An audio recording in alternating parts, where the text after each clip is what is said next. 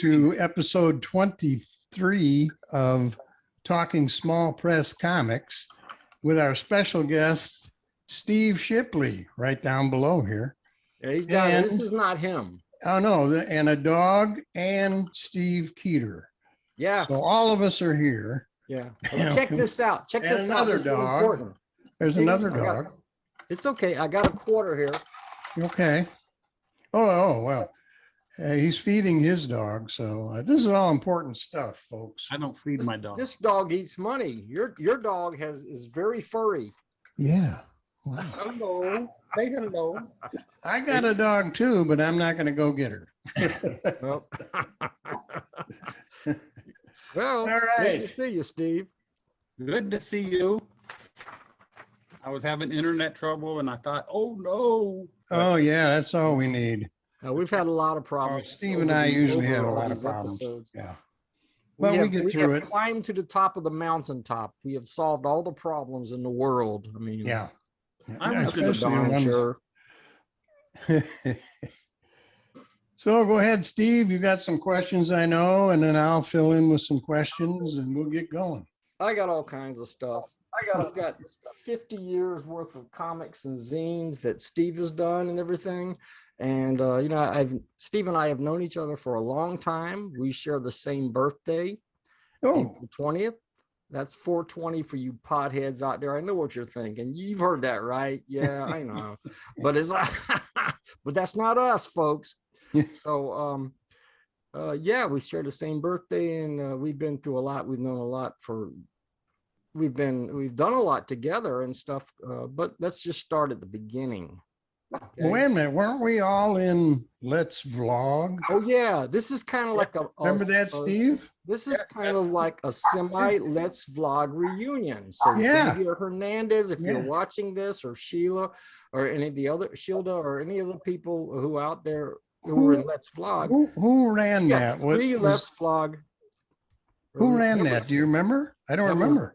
Xavier Hernandez. Oh, okay. We had a little problem there. Okay, I remember now. He got a little excited with you. Okay, I remember that. That's how I met you, Larned. Yeah, I know. Yeah, that's how we met. You used to do a thing, walking with somebody. Dave. Walking with Dave. Walking with Dave. Yeah. And good friend of mine, but he moved still friends, but he moved too far away for us to be able to do that anymore. So anyway, that's how we kind of all knew each other. Okay, Steve, I'll shut up. Go ahead. Okay. Well, I mean, I've known you for so long. I know the answers to a lot of this stuff, but I'm gonna throw it out there to you. How did you first discover small press? What got you involved in it? What made you interested in it? I was going down to the local drugstore. I was 14 years old, and I always went down there to get comic books on comic book day, which was Tuesday. Yeah. And I go down there, and as soon as I walk in the door, the pharmacy guy goes, "I haven't opened the comic books yet, so don't open that package back there, and you just have to wait." And so I went back there, and there was two guys sitting on the floor, and they go, "We're waiting on the comic book." So I talked to them, and eventually we got our comic books, and I went to his house, and he had a comic buyer's guide there. And I was looking through it. I said, "What is this?" And he snatched it out of my hand. And he says, "That's not for you to know about." Really? Yeah, and they were very secretive guys, you know. So, so I went home and I figured out what the comic buyer's guide was. I sent for a subscription, and it was all over them. That was way back in the beginning when Alan Light was publishing the buyer's guide. Yes. So, and I know that you published some stuff way back at the beginning. I just happen to have a copy of Wipeout here. It's tattered and it's in plastic. I forgot about that. Yeah, well, this is, I think Chuck Robinson gave me this copy because it's an extra. You know, Chuck Robinson kind of got me really going in small press. This is one of the first small press discussion zines. It was a precursor to, well, Steve, you inspired me. I created Skeet's Fan Forum and Review based in part on this. It's a book. It was a zine full of letters, and that's all it was. It was letters. Here's the back cover. Now, who did that? Steve Shipley did that. Steve did. Okay. Yeah. I totally forgot about that. Really? Yeah. I don't have it. There was only 1 or 2 issues. Well, actually, there was 3 because this is Wipeout number 3, and it's Turn it over, early it says. 70s, and it's got work by a couple of Gordon Math. He's got letters from like Gordon Matthews and Al Grenier, who were early members of the UFO or the BPP. Okay. So that was at your very beginning. What year does it say what year it was on there? Around 1970 sometime. Oh, you're It's kidding. very early. It's 1970? 1970 something. I have this What were one. you, 11 years old? Pretty darn young. He's a year or 2 older than me. We share the same birthday, but he's a little bit older, and he's better looking than me, which I've always been envious. Well, we know that. Yeah. Shave your head, Steve. Then Here's you'll be another one. Carl Gafford published this one. Touche. You remember this? Actually, that was my fanzine. He just printed it for me. Right. I saw that on the inside. You were the editor, and it says Carl Gafford's the publisher, which means, he ran the Ditto machine. And it is in Ditto. Interesting, you have a... here you go. This is early Steve Shipley work. Wow. That young? Pretty darn good. I was 14 years old when 14. Wow. All right. Huh. Yeah. When I was 14, I might have drawn some comics, but I would have never even thought there was a possibility of publishing anything. I never knew anything about that. The artwork stands the test of time. I mean, it doesn't compare to what you're doing today. But it it looked does darn tell the good story. for Yeah, 14. It's good, even now. Yeah. And faded purple Ditto. I still have I'm fortunate to have a copy of this one. This was a BPP. This is a BPP fanzine. Yeah. The UFO was originally called the BPP, Blue Plaque Publications, and there's the original symbol. So you were involved way back then. You did work for Chuck Robinson, and you were doing your own stuff, and you did work for Carl. Well, as I say, Carl Gafford published that. Yeah. What do you think? I was just going to say, who were your influences when you started? Was there somebody you patterned yourself after, or you liked, or? You mean for my drawing and writing? Yeah, for your cartooning. Oh, of course. I was reading nothing but Marvel, but okay. That was the time when Tower Comics came out. So yeah. I thought this was the best thing ever because Wally Wood and Steve Ditko were doing it. So I would say, Wally Wood and Steve Ditko were my greatest influences. Okay.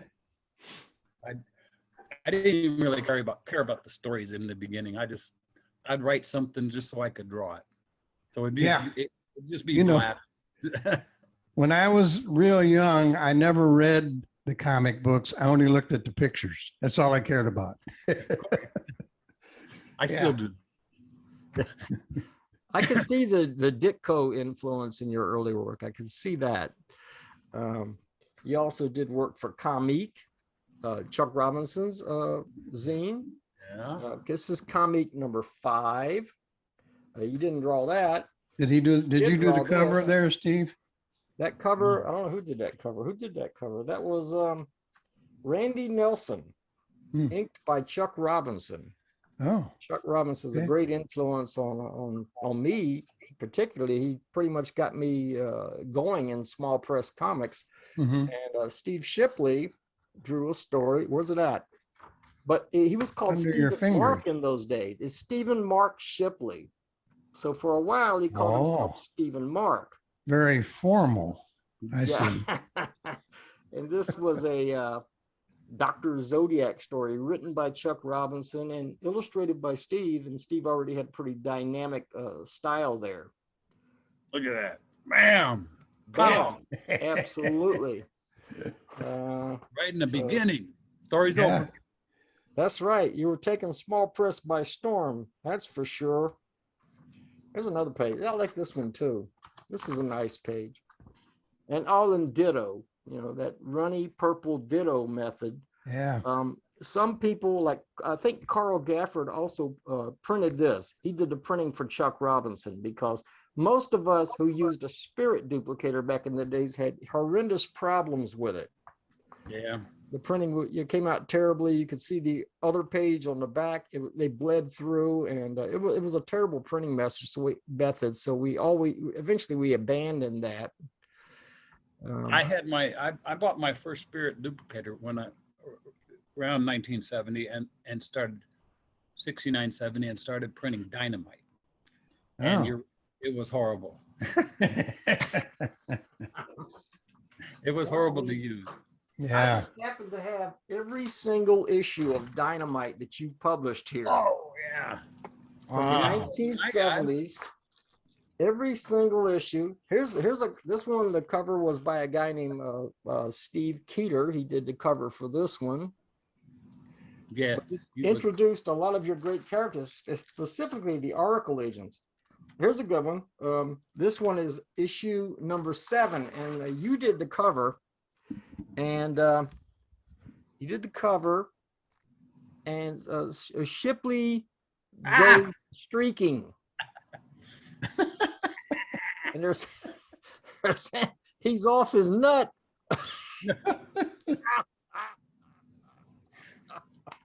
I forgot about that one.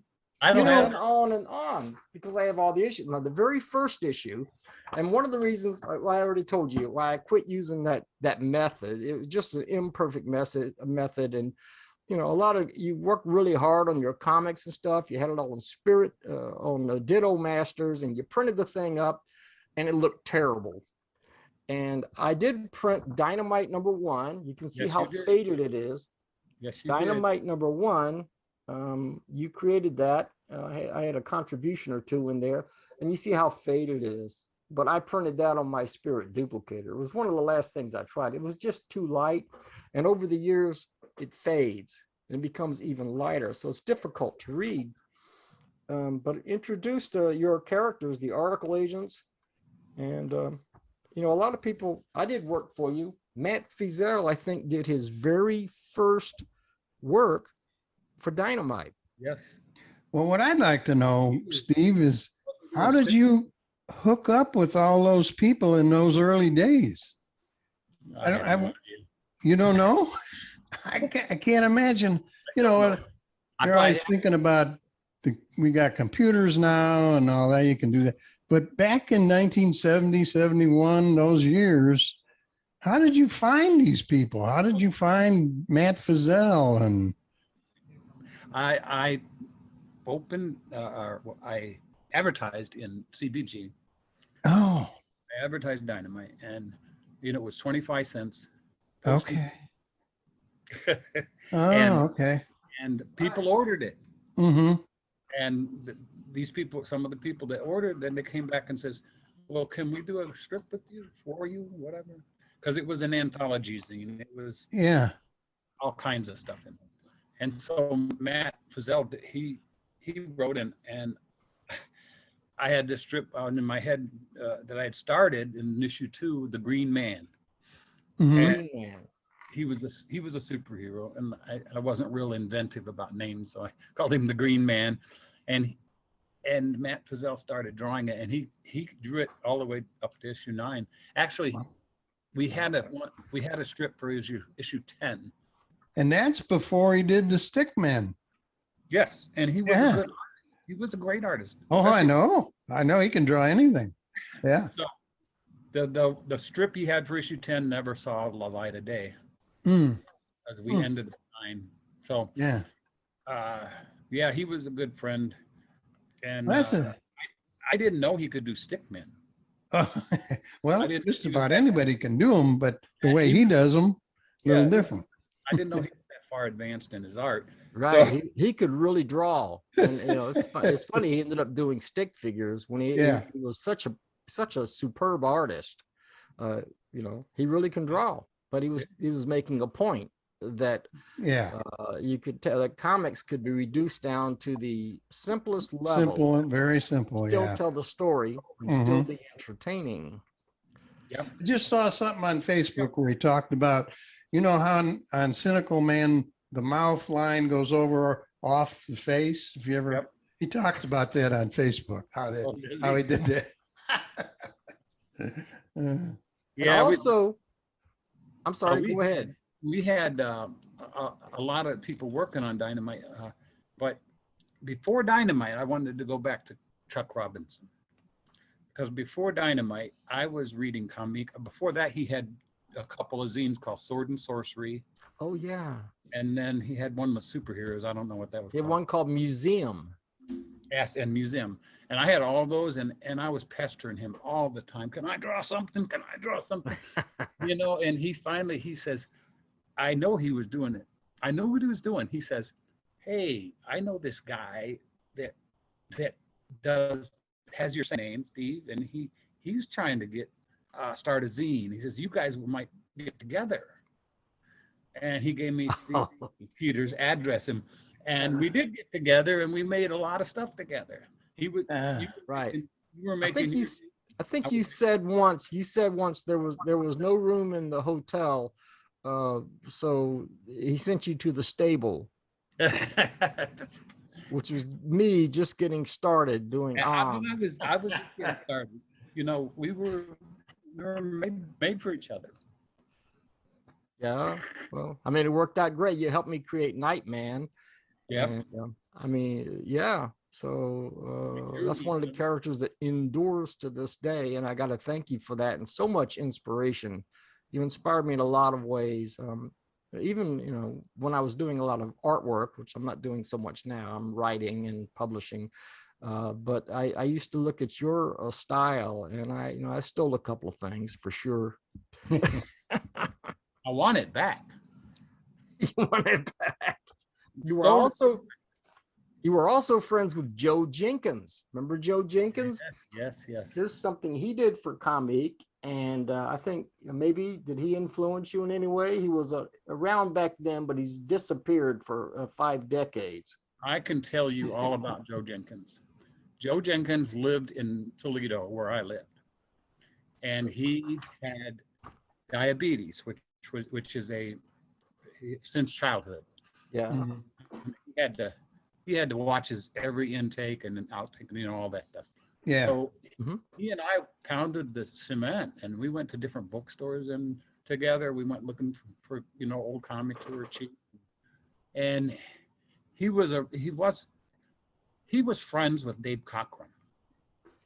Dave Cockrum. Oh yeah. I don't know how he became friends with Dave Cockrum, but when I met him, he was friends with Dave Cockrum.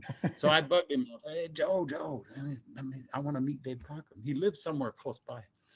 And one day he came to visit, and I was there, and I met Dave Cockrum. But he wasn't a pro yet. Yeah.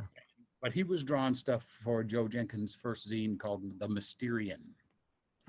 And but I hung out with Joe Jenkins, but he had this diabetes thing that was really held him back, and eventually he moved away, and I never heard from him for a long time. And I heard he died. 2 years back. Oh, he was a super talent. He was really good, back in those days. Wow, he had a unique, fluid style. There was nobody else that drew exactly like Joe Jenkins, and he was so good at it, And he draw real fast. I watched him. He had potential to become a professional, but the disease held him back a lot. Oh, I imagine. Yeah, makes it tough. And his mom didn't like me. Huh? Because he said I was a bad influence on him. His mom didn't like you? You may have been. That may be true. I'm sure I was.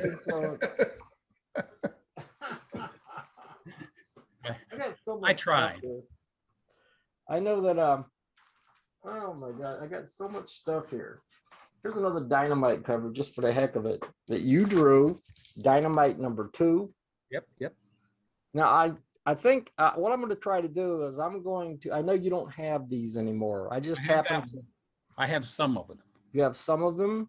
Yeah, like that one. So let me know what you don't have, and I will scan these and send them to you, so you can have them too. And we have this on tape. Yeah. So you'll do it.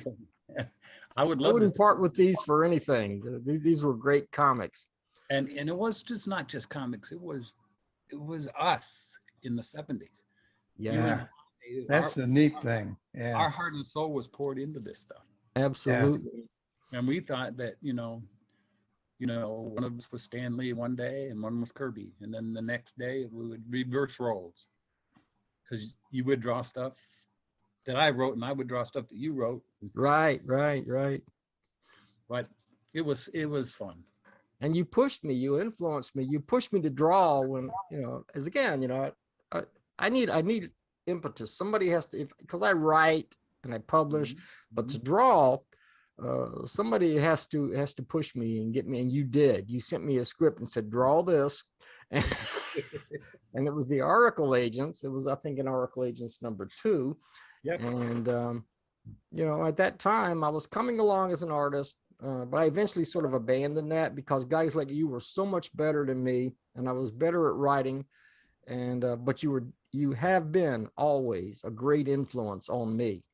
Oh gosh, you see me blushing. Yeah, but it's true. Other things, well, I got a question here, and it's about Christianity. It says you've always been upfront about your faith in Christianity.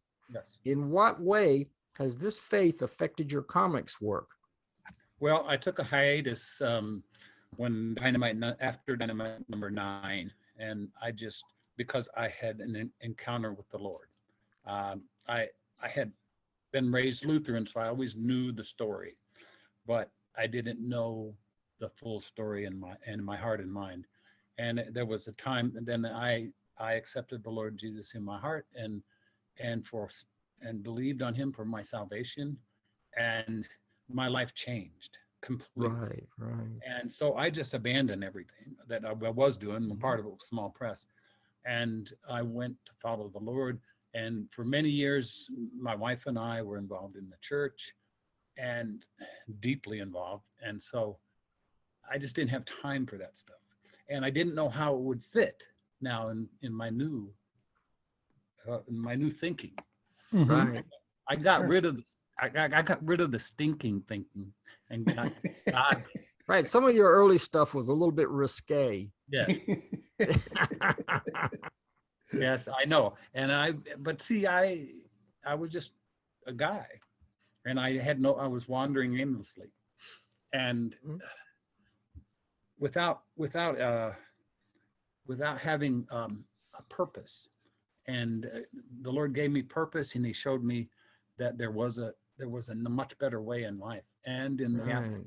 So after many years though, I believe it was 1984, I published a new fanzine, my first since 75. So that's about 9 years. And I came out with Fanescape #1. Oh. And do you have that one, Steve?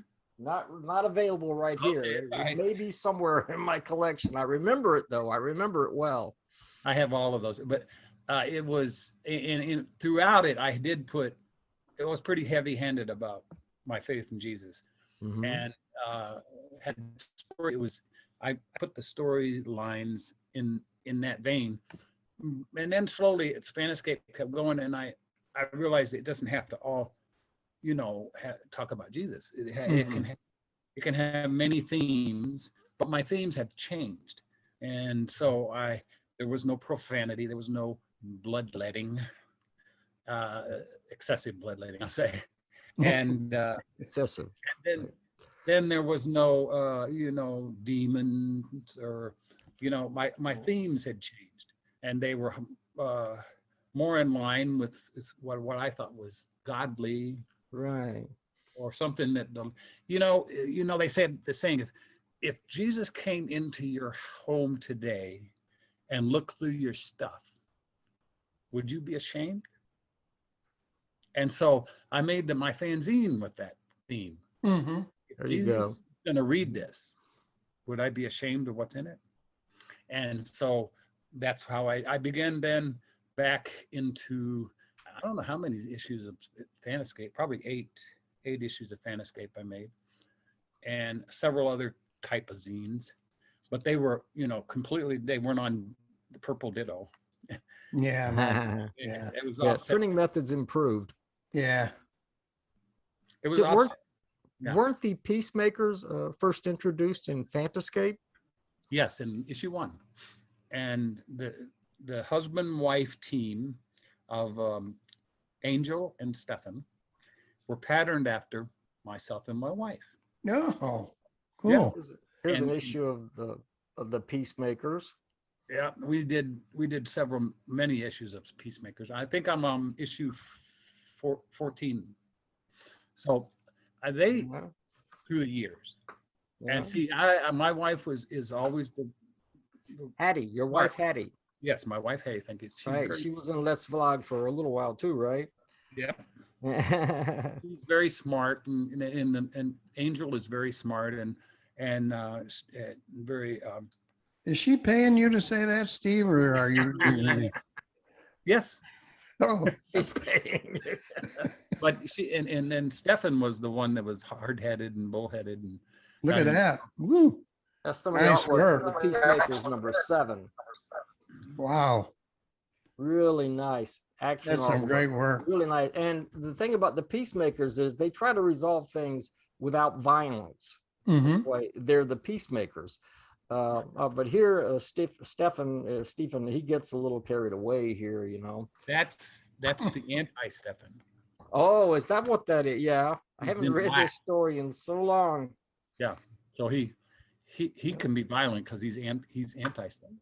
And the Oracle agents, your team, the Oracle agents actually appeared in this issue. There's the human eye, and this is the cat, which you created. But this takes place like a couple of hundred years in the future.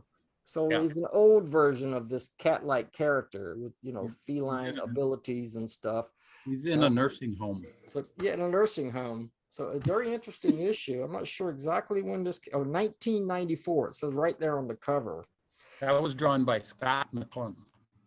Oh, Scott McClung drew this one? Yes.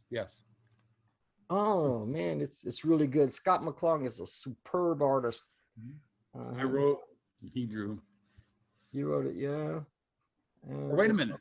Very Did I- nice. I think you wrote that, didn't you?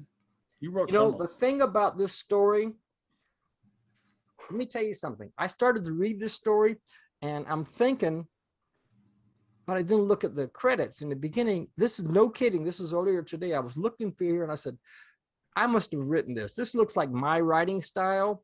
And I'm going through it and I'm saying, this looks like which is sort of Stanley influenced, I suppose, subconsciously or whatever. And so I had to go back and look at the beginning to see who wrote it. I must have written this, right?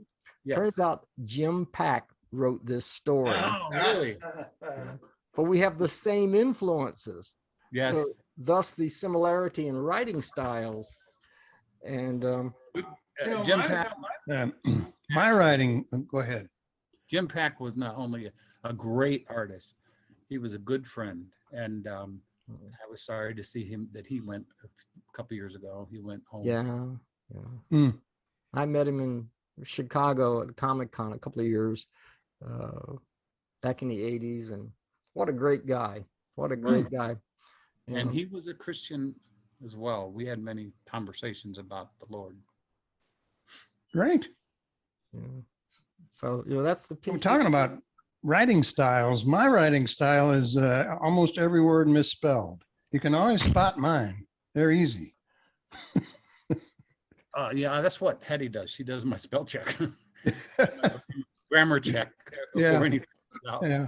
Yeah. Yeah. You and Hattie have been together for like 50 years? Long time. 52 years. 52 Whoa. years. That is Married.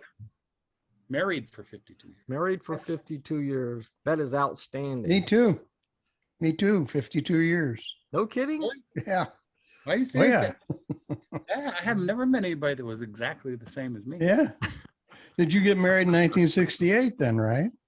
Yeah. Yeah, me Oh. too. June 1st. She That's an was- amazing accomplishment, both of you guys. I know that Yeah. takes a lot of work. Yeah. I was married for 32 years, and she said that was enough, and that was all there was to it. You know, that was 15 years ago. So, Mm. but you know, we're still good friends. We still talk, and you know, so you know that's good. We're on good terms. That's my Yeah. great accomplishment, was meeting her and marrying her. Oh, of course. Yeah. 'Cause obviously, you two have been so happy together for as long as I've known you, you know, and I'll see you guys together. I mean, she's in your comics, she was in your videos, and, you know, obviously a match made in heaven, as they say, you know. Yes, and we're connected at the hip. There you go. There you go. This is a recent issue of the Peacemaker. Lauren had mentioned it in the last video, and I couldn't find my copy. Oh, yeah. But this is a recent issue. And isn't that a mini comic? That It is is. a mini comic. Yeah. Well, actually, this is summer of 2010, so it's not that recent. Hmm. 2010. That's a Jim Pack cover. Oh, really? Yeah, I can see that. Yeah, Jim Pack. Hmm. That cover was by Larry Blake. Yep. He gets around, doesn't he? Wow. Everybody wanted to draw the Peacemakers. I don't Yeah. know. Everybody. That's cool. You know, I did the first couple issues, and then I had Jim Pack, Larry Nybert. Oh, I remember Larry Nybert. Yes. Mhm. Larry Yeah, Nybert, Larry I Nybert. spent a summer with Larry Nybert. Mhm. Came down and lived with us for a summer. And Oh, he did. Okay. wonderful guy. Yeah. And then he passed. Steve, I wanted to maybe learn something. Like on a comic like this, Yeah. I'm trying to figure out how you do that. Do you draw it and scan it in to a program and do more work on it? How do you do it? That's what I want to know. Everybody asked me that question. Yeah. I'm part old school and I'm learning new school stuff. Okay. So I don't have those expensive pads you can draw, so you can Yeah. draw it on the computer Right. and do it properly. You need a lot of money. Yeah. So I draw on paper. Now I want to tell you something though. Okay. I draw on 8.5 by 11 always, and then when it's for a professional, you know, the professional comic books or style, Mhm. I'll do half the page and I'll put them together. So Uh-huh. I'll do this half and then Oh, so it's 11 by 17. yeah, so that it fits the proper measurements. But Oh. for the small press, it's always this, and I just Yeah. cut off an inch off here, and it's perfect. But this paper is cardstock. Okay. The cardstock you would put in your printer at home. Yeah. Okay. That's what you draw on. I always buy, 200 sheets of it in the pocket, and Hmm. it doesn't bleed, and it erases well. You don't use Bristol board? No. No. I used to, but it's expensive, and I always have trouble with bleeding. And when you go to erase stuff, you smear the ink even after a day. It's sitting. That does happen with Bristol board on some pens, not all, but some, and it's done it to me. Yeah. Yeah, that's another thing. The best pen in the world is the Papermate Flare. The flare? Yeah, I'm medium black. Yeah. And Okay. Oh, yeah, I got some of I those. used this for years Yeah. because And I can't buy them at Walmart. They do not carry them. I really, live right by a Walmart and they don't carry them. I get mine at Kroger's. That's great. But it's the same when I paint. I don't get the expensive stuff. I just buy the cheap stuff because I believe it's not the tools, it's the person holding the tools. Well, that's for darn sure. Yeah. I've seen great Yep, art yep. draw with a ballpoint pen, and it's beautiful. Oh yeah. Oh yeah. But I've seen some people use all the right the billboard we're- and pen brushes and fresh expensive ink, and it still looks like junk. You're Because kind of breaking up a little bit, Steve. I saw that, yeah. Yeah. It's okay. I think it's back now. Is it back? Okay. I think so. Hey. Eddie! Hello. Great to see you.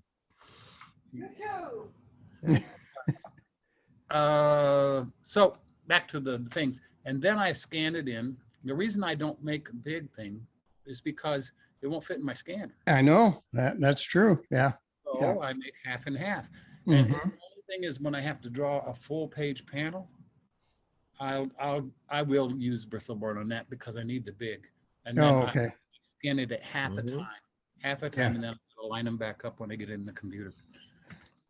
And what program are you scanning it into? I use a couple of programs. Okay. I'm like using this and that, but I use Paint for some things, Mm. not for color though. But Yeah. you know, when I need to fix something, erase something. But I also use the one I use the most is what was the name? Serif Draw. Serif SC. Serif Draw? Ooh, I don't know that one. They don't make it anymore. Oh. I don't know what I'm gonna do if I lose it. I'll have to find something else. But it suits my needs perfectly. I can go in there, I can scan it in, I can color it, I can you know, shade it. Yeah. Like we were talking about the black and white. I just use a bunch of the screening that they have there, like, you know, grays, and I put it where I want to put it. And Yeah. it's not easy. It's not like, okay, I can do that tomorrow. I spent a year working with color. And, Really? And I was determined to learn how to do this. So Yeah. I started coloring this comic book called Brothers in Space. And he wanted somebody to color it, and I wanted to practice. Yeah. So Yeah. I did, you know, like 30 pages for him. I didn't draw it. I just colored it. And boy, I learned a lot. And I kept doing it. And now I feel like I still just only scratched the surface of what I. Oh, no.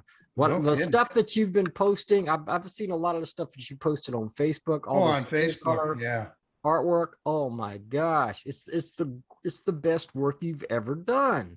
I mean, I've really been stunned Yeah. just how good it is. So you're doing something totally right. And Let me show you a couple things if I can. Yeah. This is a cover to e-comics. Okay. mhm. And my good friend Shane Luttrell, he has a character here called Susie Steam. And he asked me to paint a cover for him, and I painted her. And so this is a watercolor painting. Well, that's watercolor. Yeah. Unbelievable. And Unbelievable. and then this was a cover I did for Yeet and colored. This is what they call the Silver Skatey. Mm-hmm. Uh-huh. I don't know where he got the idea for that, but Yeah. Like the Silver Surfer, right? Yes. Yeah. Right. Peter Wellmerink. I have a trouble saying his name. Wellmerink. He's the writer on this Rougettes. It's not Rogettes. Rougettes. Rougettes. Okay. Yeah, and then this cover, again with the Rougettes, with the Silver Skatey and the villain. Nice. Yeah. Okay. Yeah, and with color. And that's computer colored. Those are computer colors, All, except for the the one. Yeah. And then I have well, that's not it. I have several. I have many covers for Yeet. And drop one, but I don't have them here. Okay, but you get the idea though. This is what I do, and the reason I love doing the color covers is because the inside is black and white. Yeah. Uh-huh. Yeah, And, most of them are. Stands out. Yeah. but I do inside too. This Mhm. is Oh, yeah. the comic strip Rougettes. I do all the drawing for that comic strip, and Mm. so Yeah. the- Wow. Wow. I Oh, know yeah. you're very involved with Yeet right now. Yep. And we want to talk about Yeet, Yeah, but I'd I like to also hear wanted about to it. mention the earlier co-op that you created back in the 80s, Pizzazz, which is kind of a forerunner to Yeet. This is a cover here by Ken Leach. Yep. My good friend Ken. Yeah, Ken, and I'm still in touch with Ken as well. Great guy, a great artist, and this was a co-op, like the UFO or whatever. It didn't last forever, but we had a lot of fun while it did last. Did And Larry Blake do a comic by that same name, Pizzazz? Do I remember that or not? Or do you know? I don't know. he was in Pizzazz, wasn't he? Was he in Yeah. Pizzazz? I don't know. Was he in It it? was so long. Okay, maybe that's where I'm thinking. Here's some work by Steve at that time. Boy, that's But different too. yeah. Wow. But Pizzazz had a certain code of, what you could include and what you couldn't include. You didn't want to have decapitated bodies. You didn't want to have excessive blood. Oh, so no fun that at sort all. of thing. I see. No fun at Nudity. all. Larned, there was no nudity No allowed. nudity, no vulgar, no bad language, that sort of thing. It had a code, and Yeet seems to have a similar code, but this is a modern day version. And Pizzazz lasted for several years. We had a lot of fun. I was a member of that one, and but I think Yeet has taken it to a new level. It seems that way. Now I understand you have to pay to receive their magazine. It's like $5 a month or something. But Yep. how often is that published? Monthly. Monthly. Monthly. Every once in a while he misses one, but Yeah. normally it's monthly. But Ooh, from that's a what lot I of can work. see, Monthly. Wow. I think James Trell. Yeah, and there's people rally around this comic book. It's rather than being a club, it's just they rally around it. And Mike Jones is the publisher editor, and he's such a humble man. But I'm going to tell you, he doesn't just make a comic book. He helps people, and he puts it up on internet that he's trying to help on the webpage for e-comics, that he's trying to raise money for this guy or that guy, and people just get it. And like the artist, the writer for Flash and Wonder Woman back in the 90s, William Lobes, Hmm. he has one arm, and Is that right? yeah, and I don't know how long he's had it, but he's had a hard time getting jobs, and the comic industry is past, they're done with him. And the comic industry, when they're done with you, they throw you aside, and nope. I'm sure they do. Yeah. Yeah. and so him and his wife has some problems, and physical problems, and he has physical problems, and so Mike Jones helped them get an apartment. They were living in their car. Oh He man, helped that's them get an amazing. apartment, and then he, with the help of Yeet. We lost you again here. Breaking up for a moment. And, That's okay. I don't know why. Am I back? Yeah, I think you're back. We think just so. missed a little bit there. But anyway, he helped this guy, and he helps him go to the comic conventions, and he signs his. But he doesn't do it for just for charity. He's by charity. He sells the old Flash and Wonder Woman comics that this guy wrote, and then he signs it and puts it in a bag, and then he auctions it, and all the money goes to Bill Lobes. Wow. And that's that's really just one of the things that Yeet does. Yeah. They're supporting other comics creators, supporting other people and their creative talents and in their very life. I mean, that's an amazing thing. An organization of any kind needs, if it lives for itself, it will probably die. But you need to live for something bigger than yourself. And and that's what they live for something bigger. Well, that's just great, really. Yeah, he didn't try to. Publishing monthly is amazing, I think, because you know, and we all know how much work goes into drawing a comic book. Well, Yeah, I can do a painting in a short time, not a comic book. Doing the pencils, doing the inks, coming up with the story, doing the lettering, getting it printed, all that, for a comic book.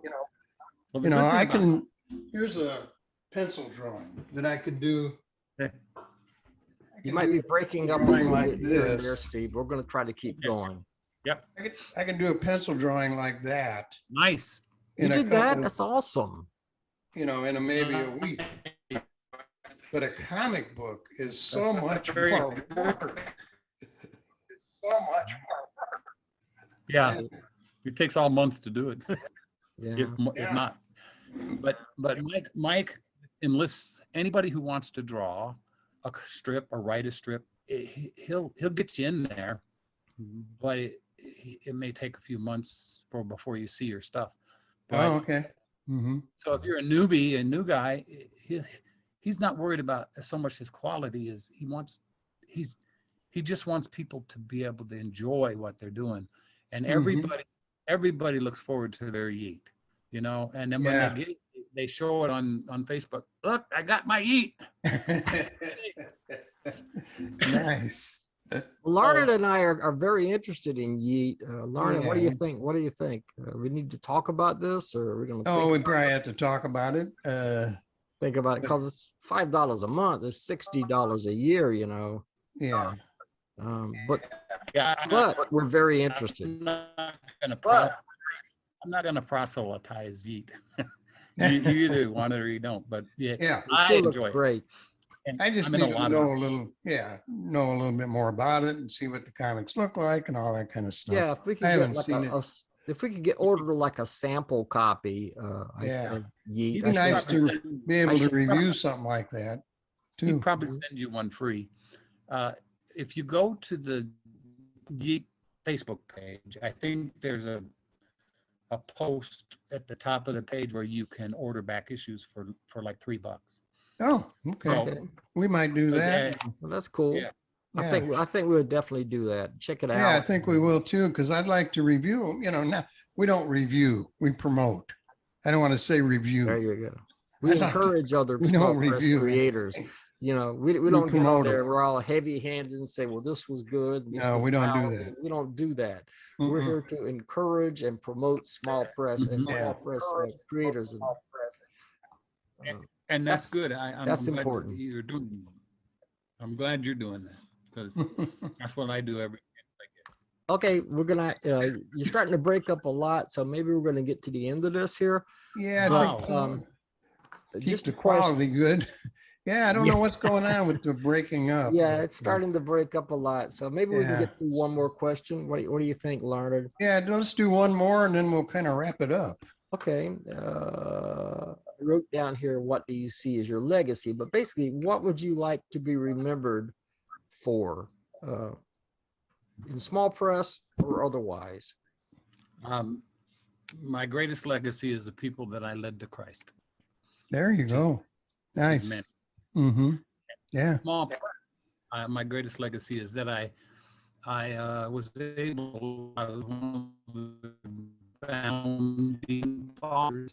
I was able to help bring Christianity into small press without the bad stigma that it had in the beginning. Okay, that's good. You were a Christian, what?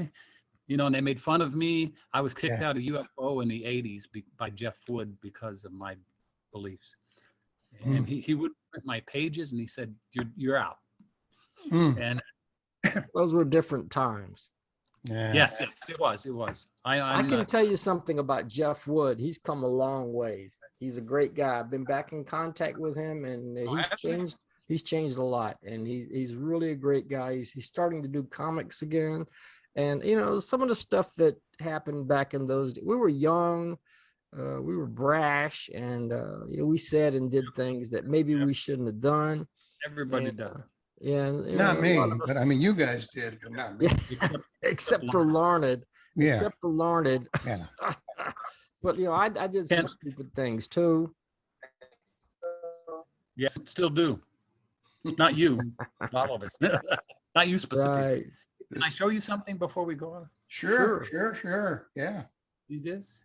Oh, yeah. Zorro. Yeah. Oh, how thick is that? Yeah, it's big. And Wow. and back here on the cover it says illustrations by, and right here it says Steve Shipley. Golly. And so I marked the pages. The ones you did? Let's see. Yeah. I did many, but this Mhm. is Oh, nice. Oh, yeah. Cool. Really nice. Two whips. When I was a kid, Zorro was one of my favorites. I loved Zorro when I was a kid. And- Oh, yeah. I am so honored to be in this book. Yeah. Look at that. Another one that I did. Nice, Steve. And so I illustrated 3 stories, and it's like Pulp Fiction. And, We kind of I lost. can't believe that I did them. And Kind of lost. Yeah. Yeah. it We're was kind wonderful. of losing you there. What? It's breaking up a lot, unfortunately, but I don't know what's going on, but it was great to talk Technology. with you, Steve. Yeah, let's do it again sometime. Absolutely. yeah, I was going to say, if ever you got something you want to promote or anything, let us know. We'll just have you on. We'll do it. And I have stories. You know, I have stories to tell you. Okay. Good ones. All right, we will wrap this one up and we will see everybody next time. Don't forget to subscribe and hit that bell notification notice so that you know when we have another program coming up. And we will see you next time. Adios.